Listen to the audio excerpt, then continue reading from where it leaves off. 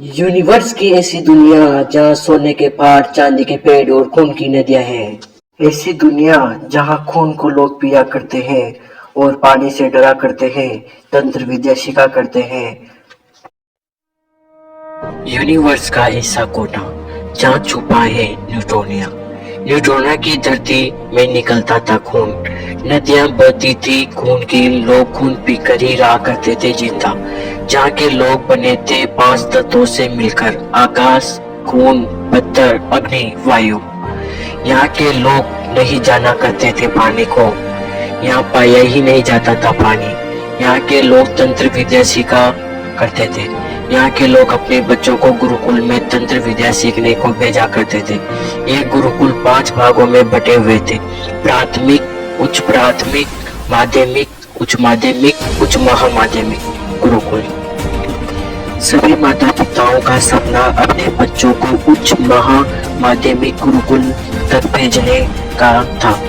हर भाग 5 चरणों में बटा हुआ था।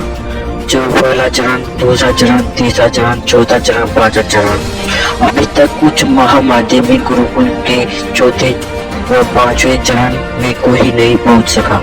5 लोग तीसरे चरण में पहुंचे थे। न्यूटोनिया के एक छोटे से देश के छोटे से साम्राज्य के छोटे से गांव के मुखिया के घर हंसी खुशी का माहौल था। उनके घर एक बच्चे का जन्म हुआ था। हर तरफ मिठाइयां बट रही थी। इस गांव में से तंत्र विद्या में प्राथमिक गुरुकुल से आगे कोई बढ़ नहीं सका। मुखिया राजेंद्र अपने बच्चों को 2 साल का होने पर ही तंत्र विद्या सिखाने लगे। तक्षशिला की तंत्र विद्या में काफी पकड़ थी। वो प्राथमिक गुरुकुल लेवल की तंत्र विद्या 3 साल के होने तक ही सीख गया।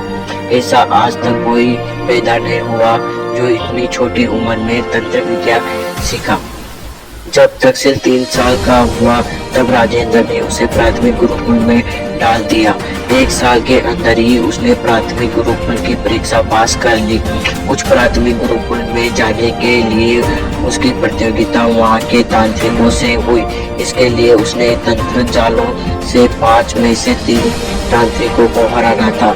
जब अगले दिन प्रतियोगिता शुरू हुई तब कुछ प्राथमिक गुरुकुल के छात्र तांत्रिकों ने तक्षशिला से कहा, "ए छोटे बच्चे, अपनी उम्र वाले के साथ जाकर खेल, यहाँ बड़ों की प्रतियोगिता है।" तक्षशिला बोला, "देखना एक छोटा बच्चा आज कैसे तुम्हारी खाट खड़ी करता है।" तभी वहाँ से अध्यापक तांत्रिक आए। उन्होंने शांत किया और प्रतियोगिता शुरू करने को कहा। प्रतियोगिता शुरू होने पर भवानी ने सिंह तांत्रिक जाल से हमला किया। इसके बचाव में तक्षशिला ने पिंजरा जाल से हमला किया। भवानी का सिंह पिंजरे से बाहर नहीं आ पाया और वो प्रतियोगिता हार गया। फिर किशोर ने, जो दूसरे चरण का उच्च माध्यमिक तांत्रिक था, उसने कछुआ जाल से हमला किया। इसके बचाव में तक्षशिला ने जाली जाल से हमला किया, लेकिन जाली जाल की शक्तियां कम होने के कारण धड़ाम से टूट गया और तक्षशिला 5 में से 1 जीता और 1 हार गया। तीसरा तांत्रिक जब मैदान में आया तो तक्षशिला ने उसे सांप जाल से एक ही बार में हरा डाला। इसी प्रकार वह चौथा व 5वां मुकाबला भी आसानी से जीत गया। 1 साल के अंदर वह दूसरे चरण का उच्च प्राथमिक तांत्रिक बन गया। उसने कड़ी मेहनत की और वह 20 वर्ष का होते होते उच्च माध्यमिक तांत्रिक बन गया। अब उस दुनिया के एकमात्र उच्च महामाध्यमिक गुरुकुल में जाने के लिए उसने परीक्षा पास की और वह 50 साल का होते होते वह उच्च महामाध्यमिक के चौथे चरण में पहुंच गया और दुनिया का सबसे शक्तिशाली तांत्रिक बन गया। उसी समय न्यूटोनिया में शैतानों ने हमला कर दिया। तक्षशिला सबसे शक्तिशाली होने के कारण उसका कर्तव्य था कि न्यूटोनों को शैतानों से बचाए। इसीलिए वो शैतान से डटकर लड़ा और शैतान के राजा को मारने के लिए उसने खुद की बलि देकर एक शक्तिशाली जाल बनाया और शैतानी राजा को मार दिया। लेकिन अब तक इस दुनिया में नहीं रहा।